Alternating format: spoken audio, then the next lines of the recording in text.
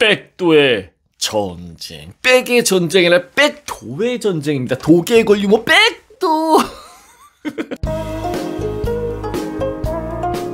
이 보내주신 사연이고요. 안녕하세요. 회사에서 일하면서 군대 사연 듣고 있는 한 구독자입니다. 대부분 백을 써서 편한 군생활 혹은 편한 자대로 배치받아 여유 있는 생활을 하지만 반대로 백을 쓴다고 해도 소용없는 군생활도 있다는 걸 잠시 소개해 보려고 합니다. 좋습니다. 아름다운 사연이 될 것 같아요. 군입대 당시만 해도 저희 친지분들 중에 그때 당시 고모부가 군인, 그것도 육군 행정학교에서 근무 중이셨으며 계급은 대령으로 무슨 소장으로 근무 중이셨습니다. 참고로 지금은 전역하셨습니다. 그래서 군입대 전에 친지분들과 밥을 먹을 때만 해도 고모부가 알아서 해줄게, 잘 갔다 와라, 신신당부를 해주셨기에 그래도 나도 남들처럼 백 써서 군대에 다녀올 수가 있겠구나, 따뜻하게 갔다 올 수가 있겠구나 하며 아주 자그마한 희망을 가진 채 입대를 하게 됩니다. 그저 평범한 봄날에 입대를 해서 논산훈련소 생활, 그리고 학과가 전자가 출신이다 보니 통신병으로 자연스럽게 특기 배정을 받은 후 통신학교 수료 말기에 자대 배치 발표 날이 다가왔습니다. 드디어 자대 배치 발표 시간. 두구두구두구두구두구두구두구 땡땡 사령부 통신 여단이라는 말을 듣고 순간적으로 쾌재를 외쳤습니다. 고모부님 사랑합니다. 사령부예요. 하지만 문제는 여기서부터 시작이 됩니다. 자대 배치를 받고 한 달 후에 저희 통신여단은 전투통신여단으로 시범 지정되어 200km의 행군과 각종 기존이 없던 타부대의 화기훈련 및 전술훈련을 도입하는 등 문제가 생기기 시작을 합니다. 사실 군대에서 훈련 뛰는 거 문제 없습니다. 전술훈련 업그레이드 되는 거 오히려 국방력 업그레이드 좋은 거야. 근데 문제는 뭐야? 내가 힘들어지니까 문제인 거야. 불침봉과 경계 근무는 기본이고 심할 경우 탄약고, 초소, 그리고 위병소를 뺑뺑이 돌기도 했고 남들 통신소에서 편하게 전화번호 외우고 통신 교환소 들어갈 때 저는 야외에서 전투 통신 차량을 타고 안테나 세우고 산 타고 가설하는 등의 훈련이 연달아 잡힙니다. 심지어 자대 배치 후에 TO가 부족하여 유무선 통신을 가리지 않고 외워야 했기에 주특기 책 및 주파수까지 연등하며 일일이 다 외우다 보니 솔직히 시간은 잘 가더군요. 고모부님께서 백을 잘 써주셨네. 시간 빨리 가는 것만큼 군생활에서 가장 도움이 되는 게 없습니다. 몸이 힘드니까 시간은 빨리 가는 거야. 고모부 멋있다.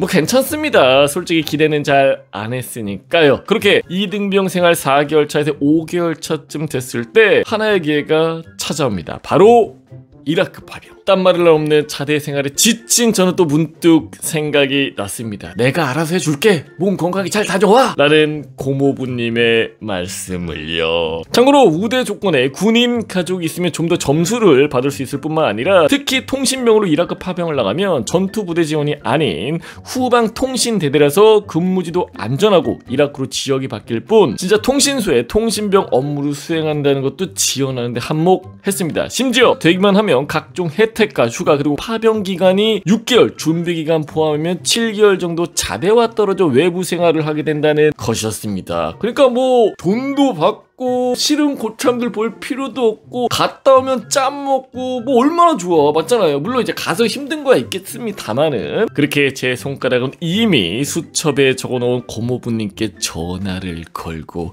있었습니다. 제 고모부님은 처음에 놀라시더군요. 그냥 그저 그렇게 평범하게 조용히 지낼 것 같은 놈이 파병 얘기를 꺼냈으니 말이죠. 그래서 말씀을 드렸습니다. 군생활 하면서 그래도 파병은 꼭 다녀와 보고 싶다. 제발 여기서 벗어나고 싶다. 이를 간접적으로 말씀을 드린 거예요. 그래서 조금은 토로를 했습니다. 전투부대로 바뀌어서 우리가 머릿속에서 하는 그런 통신대대가 아니다. 이미 여긴 훈련만 겁나게 한다. 고 말을 했는데 그건 자기도 어쩔 수 없다며 유감스러워 하시더군요. 그래도 고모부는 명색이 군인 집안에 이런 거 기특하다며 뿌듯해 하시더니 며칠 뒤에 전화가 갈 테니 걱정하지 말라고 하시더군요. 그러기 저는 이라크 파병 서류 접수 신청을 위해 행보관인 중대장님 면담 등을 하게 됩니다. 그리고 며칠이 지났을까요? 인사과에서 저를 찾더군요. 저를 찾는 전화가 왔으니 받아보라고 말이죠. 그렇습니다. 고모부였습니다.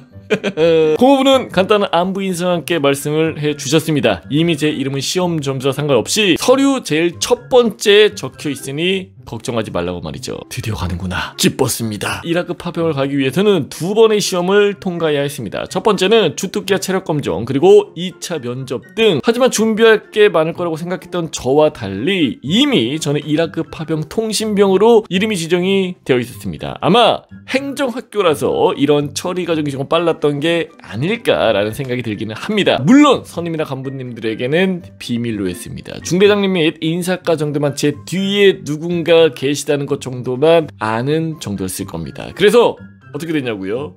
못 갔습니다.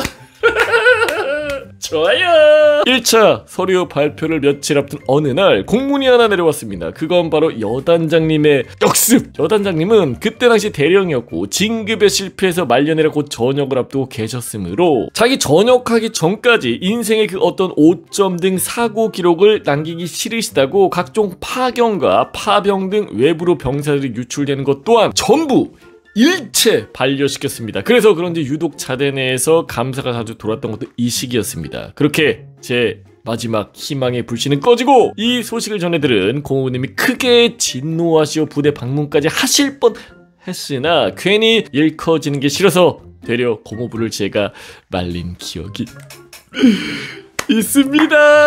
심지어 이 소식이 대대장님 귀에까지 들어가서 저는 대대장실에 불려가 군인 가족을 이용해 파병 등 남들이 가기 힘든 걸 쉽게 가려는 생각을 하면 안 된다라는 설교의 설교를 거칠게 듣게 됩니다. 그 얘기를 제가 전역 신고하러 가던 말년 때도 기억을 하고 계셨고요. 그리고 군 생활도 같이 꼬이게 됩니다. 선임의 따가운 눈초리는 기본이고 처음에 얘기했던 부대 내 티오가 적은데 탈출하려고 했다는 것 할 수 있으면 해야 되는 거 아니야.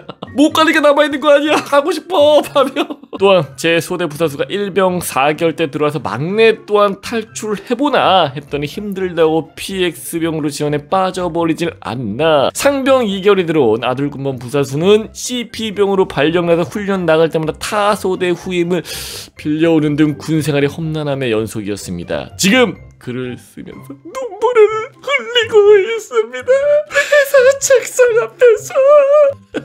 그나마 병장 달고 나서야 이등병 부사수가 생겼습니다. 그리고 당연하게 유격 2번과 혹한기 1번, 그나마 겨울 봄 군번이라 2번째 혹한기는 겨우 피했네요. 심지어 부대 내 각종 행사, 사령부 행사, 타부대 통신 지원까지 불려가서 병장 때 과로로 쓰러져 땡땡 국군병원에 실려갔었습니다. 당시 국군병원에서 제가 과로로 입원했다고 하니 고모부께서 굉장히 의아해하며 담배를 물려주셨을 정도로 안타까워하셨습니다. 그래서 그런지 고모부는 제가 전역하고도 몇 년 동안 미안해하시며 명절 때마다 용돈을 두둑히 주셨습니다. 가끔 효자 손님의 방송에서 들려오는 백의 전쟁 이야기를 들을 때마다 한편으론 속 시원하면서도 배가 아프네요. 백은 정말 확실할 때만 쓰시길 바라는 마음에 이 글을 남깁니다. 잘못 쓰면 백도 됩니다. 그래도 고모부님 사랑합니다. 인생 역전을 꿈꿨지만 그 꿈은 쉽게 이루어지지 않았습니다. 오히려 국군병원 가고 개피 보고 안 좋은 결말을 가져왔는데요.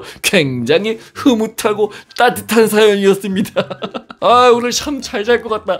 휴. 군부대의 모든 과정이 투명해지는 그날까지 제 사연은 계속됩니다. 백도의 전쟁.